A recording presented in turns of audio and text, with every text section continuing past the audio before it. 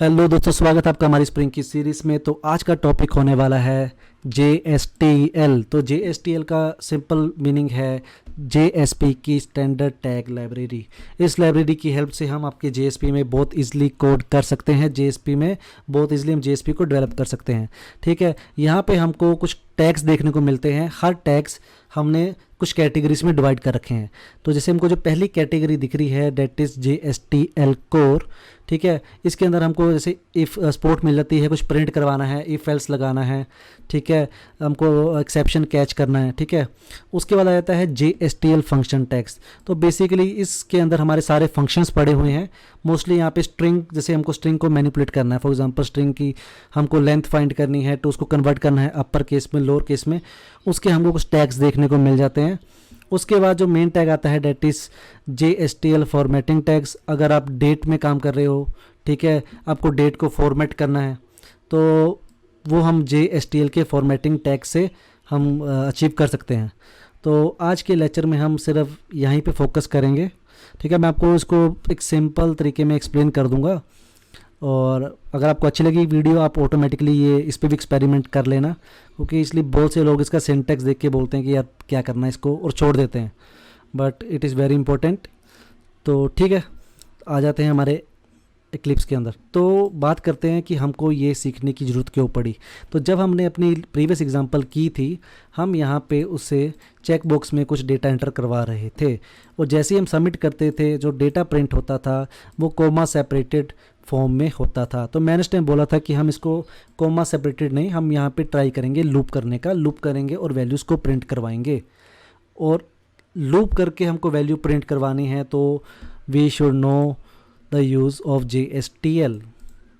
ठीक है, तो देख लेते हैं जल्दी से JSTL। मैं अपने एग्जांपल को एक बार रिफ्रेश कर लेता हूँ यहाँ पे। तो मैंने यहाँ पे कुछ पहले से बना के रखा है जो बेसिक फंक्शनैलिटी जो हमको आनी ही चाहिए। तो सबसे पहली ये है किसी चीज़ को प्रिंट करवाना, दूसरा है किसी वेरिएबल की वैल्यू को सेट करना यूजिंग JSTL। अब हमने वैल्यू को सेट कर ली है, हाउ टू प्रिंट इट, उसी तरीके से use of if condition, then if else condition कैसे यूज़ करनी है, और उसके बाद लूपिंग। चलो ठीक है, अब देखो JSTL को अगर मेरे को कोई भी यूज़ करना है, चाहे मेरे को फॉर्मेटिंग टैग यूज़ करना है, चाहे कोड टैग यूज़ करना है, चाहे फंक्शन टैग यूज़ करना है, उसके लिए मेरे को चाहिए होगी उसकी टैग लिब। तो मुझे अभी कोड टैग यूज़ करना है तो मैं इसकी वाली जो टैग लिब है उसे मैं कॉपी करके अपने JSP के एकदम बिगिनिंग में पेस्ट कर दूंगा। देखो जैसे ही मैं यहाँ पे पेस्ट करता हूँ, यहाँ पे कुछ एरर आता है कि उसको ये वाली हमारी लाइब्रेरी नहीं मिली, JSTL कोर वाली। वो इसलिए नहीं मिली क्योंकि हमारे पास अभी तक जार फाइल्स नहीं है, ना ही हमने अपने मेवन के अंदर वो डिपेंडेंसी रखी है। तो आ जाते हैं जल्दी से मेवन के अंदर। यहाँ पे हम अब सर्च कर लेना JSTL मेवन डिपेंडेंसी। ठीक है, आपको जो भी लेटेस्ट मिलेगी जस्ट कॉपी इट एंड यहाँ पर आप इसको एक बार पेस्ट कर दो। ठीक है, एरर दिख रहा होगा, जैसे ही आप मेवन में आके अपने प्रोजेक्ट को करोगे अपडेट, एरर चला जाएगा। ठीक है, एक बार अपडेट कर देते हैं, एरर चला गया। Okay, now we are good to go. तो एक बार इसको फिर से रिफ़्रेश कर लेता हूँ। आ जाते हैं हमारे JSP के index.jsp के अंदर। इसे मैं कर देता हूँ अब मैक्सिमाइज। ठीक है, तो देखो यहाँ पे मुझे प्रीफिक्स देखने को मिल रहा है C। तो ऑब्वियसली मेरी स्टार्टिंग कैसे होगी, C कोलन से। ठीक है, जैसे MVC फॉर्म टैग के अंदर हमको फॉर्म यहाँ पे मिल रहा था तो मैं फॉर्म कोलन यूज़ कर रहा था, यहाँ पे प्रीफिक्स है C, तो you are going to use C। ठीक है, तो जल्दी से सबसे पहले हमने जो एग्जांपल करनी है that is to print something. अब कुछ प्रिंट करवाना है, सबसे पहले कैसे प्रिंट करवाएंगे। तो मैं भी कोई एक स्ट्रिंग वैल्यू प्रिंट करवाने वाला हूँ, तो मैं लिखूँगा C कोलन। ठीक है, और यहाँ पे मुझे सजेशन मिल जाएगी। ठीक है, जिसको सजेशन नहीं दिख रही, आपको कंट्रोल और स्पेस प्रेस करना है, आपको सजेशंस दिख जाएंगी। ओके, तो C कोलन मैंने किया। यहाँ पे मुझे सबसे पहले देखने को मिलता है C आउट। वैल्यू के अंदर अगर मेरी जो वैल्यू है, मुझे अभी स्ट्रिंग प्रिंट करवाना है, ठीक है, तो मैं लिखूँगा डॉलर एंड करली ब्रेसिस के अंदर सिंगल कोट्स के अंदर मैं अपना स्ट्रिंग लिख दूँगा। So let's say Sahil, yes it's working. मैं इसको एक बार सेव करता हूँ and just I am going to refresh it and इसने ये प्रिंट कर दिया। ओके, यहाँ पे मैंने BR और एक हॉरिजॉन्टल लाइन दे रखी है, इसलिए आपको यहाँ पे ये लाइंस शो हो रही हैं। ठीक है, उसके बाद कह रहा है कि कुछ वैल्यू को सेट करते हैं। अगर मुझे वैल्यू को सेट करनी है किसी वेरिएबल की तो I am going to use C colon set. यहाँ पे मैं डिफ़ाइन कर सकता हूँ सबसे पहले अपना वेरिएबल। तो variable is let's say var, मुझको नेम की सेट करनी ही है, ठीक है। एंड जो वैल्यू मुझे सेट करनी है लेट्स से मैं इस बार सेट करने वाला हूँ अपॉन कोडर बनेगा। Okay fine. एंड अभी मैं सेट किए वैल्यू तो कुछ प्रिंट नहीं करेगा। अगला हमारा टॉपिक होने वाला है वंस हमने एक वैल्यू को सेट कर दिया, अब उसको हम प्रिंट करने की कोशिश करते हैं। तो मैं क्या करता हूँ, यहाँ पे लिखता हूँ सी कोलन आउट, और कौन सी वैल्यू प्रिंट करनी है तो मैं लिखूँगा डॉलर करली ब्रेसिस। देखो अभी मेरा जो डेटा है वो किसके अंदर आ रहा है, एक वेरिएबल के अंदर आ रहा है, तो मुझे सिंगल कोट्स की ज़रूरत नहीं है। मैं डायरेक्टली इस ओके कहाँ चला गया, ओके तो मैं डायरेक्टली क्या करूँगा, यहाँ पे वो वेरिएबल नेम यहाँ पे डायरेक्टली मैं पास कर दूँगा। ओके तो देख लेते हैं। अब इसको प्रिंट करना चाहिए, अपन कोडर बनेगा, और इसने अपन कोडर बनेगा प्रिंट कर दिया। नाइस। अगला केस आ गया है इफ़ कंडीशन का, ठीक है। ओके मैं यहाँ पे एक नॉर्मल कंडीशन चेक करूँगा, लाइक क्या 1 इक्वल टू 1 है, 1 इज़ नॉट इक्वल टू, ठीक है। ओके 1। आप जब एक्सपेरिमेंट करोगे आपको यहाँ पे फॉर्मेटिंग वाले नहीं सॉरी, ठीक है, आपको यहाँ पे हाँ आपको यहाँ पे फंक्शन टैग यूज़ करना है, ठीक है। और आप यहाँ पे सब चेक कर सकते हो कि उसकी लेंथ कितनी है, ठीक है, कंटेन्स दिस। यहाँ पे आपके पास अपन कोडर बनेगा इस वेरिएबल के अंदर है, आप वो टेस्ट कर सकते हो। चलो आ जाते हैं यहाँ के अंदर सी कोलन, मुझे यूज़ करना है इफ़ कंडीशन, तो मैं लिखूँगा सी कोलन इफ़। ये बोल रहा है कि टेस्ट के अंदर मैं कंडीशन पास कर दूंगा। देखो कैसे, डॉलर ओके, अगर स्ट्रिंग होता तो सिंगल कोट्स में करते, अभी मैं नंबर में काम कर रहा हूँ तो डायरेक्टली मैं 1 इक्वल टू 1 लिख दूंगा। अगर ये जो कंडीशन सक्सेसफुल है तो आपको यहाँ पे प्रिंट करना है यस 1 इज़ इक्वल टू 1, ठीक है। अगर ये सही चला तो ये इसको प्रिंट कर देगा। Let's check it, and yes इसने ये प्रिंट कर दिया। उसी तरीके से एक बार यहाँ पे मैं लगा दूंगा नोट कंडीशन, एंड इसको भी प्रिंट कर देते हैं। तो देखो कंडीशन सेटिस्फाई नहीं हुई तो इसके अंदर वाला कोड रन नहीं हुआ। तो वो ठीक है। अगला जो हम टॉपिक देखने वाले हैं वो है using of if and else. तो देखो यार JSTL के अंदर इफ़ एल्स कंडीशन जैसा कुछ नहीं होता है, उसके लिए हमको यहाँ पे यूज़ करना पड़ता है चूज़। तो देख लेते हैं, मैं लिखता हूँ सी कोलन चूज़। ओके ये अब इसके अंदर मैं अपना डिफ़ाइन करूँगा इफ़ एल्स, और इफ़ एल्स को डिफ़ाइन करने के लिए यहाँ पे टैग्स जो हैं वो हैं सी व्हेन एंड अदरवाइज। तो सबसे पहले मैं लिखता हूँ लेट्स से सी व्हेन, इसका मतलब है इफ़ अगर ये कंडीशन चले तो ठीक है, अगर ये कंडीशन सही नहीं है, ठीक है, तो एल्स इफ़, तो ये कंडीशन रन होगी। अगर कोई भी हमारी कंडीशन जो सेटिस्फाई नहीं हुई तो एल्स पार्ट में आता है। एल्स पार्ट को हमको रिप्रेजेंट करने के लिए हम यूज़ करते हैं सी कोलन अदरवाइज। चलो तो यहाँ पे जल्दी से टेस्ट कर लेते हैं। पहली कंडीशन मैं दे देता हूँ कि 1 इज़ नॉट इक्वल टू 1, इसके अंदर कुछ प्रिंट करवा देंगे। ऑब्वियसली ये वाली कंडीशन रन नहीं होगी, ठीक है। मैं इसी को प्रिंट करवा देता हूँ यहाँ पे। Okay yes 1 is not equal to 1। सबसे पहले यहीं से आ जाते हैं। चलो 1 इक्वल टू 1, ओके। तो फर्स्ट कंडीशन हमारी सेटिस्फाई होगी एंड उसको ये प्रिंट करना चाहिए। इसने यस प्रिंट कर दिया। अब मैं इसको जानबूझ के इस कंडीशन को कर दे रहा हूँ गलत, एंड ऑब्वियसली ये वाली कंडीशन चेक होने वाली है यहाँ पे आप, ठीक है।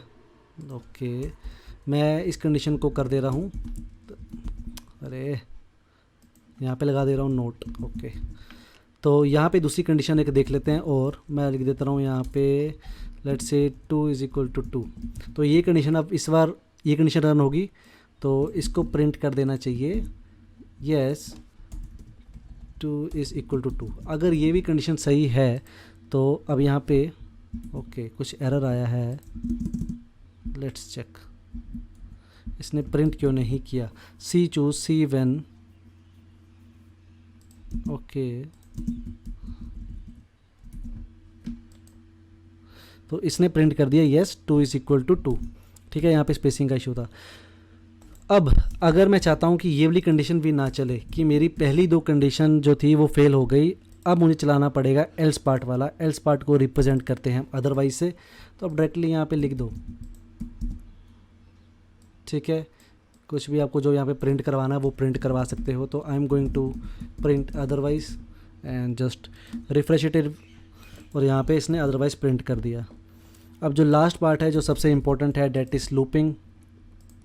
ठीक है, देखो यार, आप जैसे जब रियल टाइम पे काम करोगे, वैसे तो पुराना प्रोजेक्ट मिलेगा अगर कोई, तभी वहाँ पे आपको ये देखने को मिलेगा ये JSTL। ठीक है, तो जल्दी से देख लेते हैं अब लूपिंग जो सबसे इम्पोर्टेंट था। तो मैं यहाँ पे लूप यूज़ करने वाला हूँ फॉर ईच। तो यहाँ पे आ गया है फॉर ईच।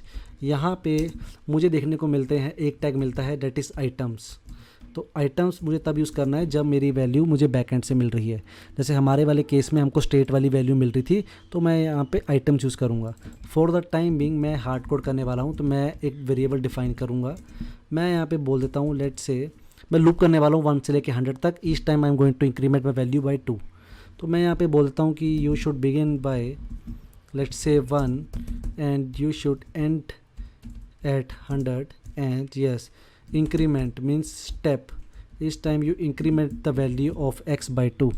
तो ये मेरी कंडीशन यहाँ पे सही है। अब मुझे प्रिंट करवाना है x की वैल्यू। हमें पता है हमको सी आउट यूज़ करना है, तो सी आउट कर देते हैं यहाँ पे यूज़। वेरिएबल के अंदर डेटा है, तो without single quotes I am directly going to print the values. Okay, एक बार रन करते हैं एंड येस 1 2 लेके 99 तक हमारी वैल्यूज़ प्रिंट हो गई। तो यही कंडीशन, यही था आपका पूरा फंडा। ठीक है, लूपिंग हो गया। अब आ जाते हैं जो हमारा सबसे इम्पोर्टेंट था। सबसे इम्पोर्टेंट हम यहाँ पे करते हैं एंटर पे क्लिक, वर्क, ये पंजाब, तेलंगाना, आंध्र प्रदेश को सिलेक्ट करते हैं, एक बार सबमिट करते हैं। अब यहाँ पे इंस्टेड ऑफ सिंगल कोट्स मुझे यहाँ पे यूज़ करना है।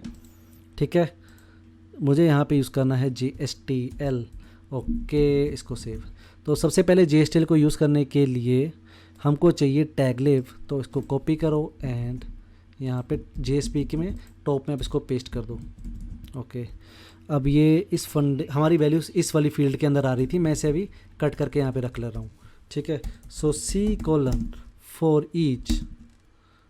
ओके, यहाँ पे ओके सॉरी, ये फंक्शन वाला मैंने गलती से कॉपी कर लिया, आपको कोर वाला करना है। ठीक है, तो ओके, कोर वाला यहाँ पे कॉपी कर लेते हैं एंड यहाँ पे paste. So C: for each.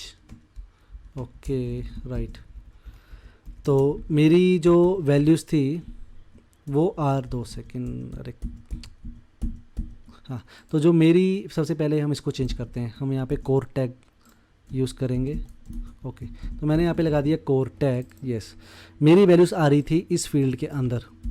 ठीक है, अब मैं C: फॉर ईच यूज़ करूँगा।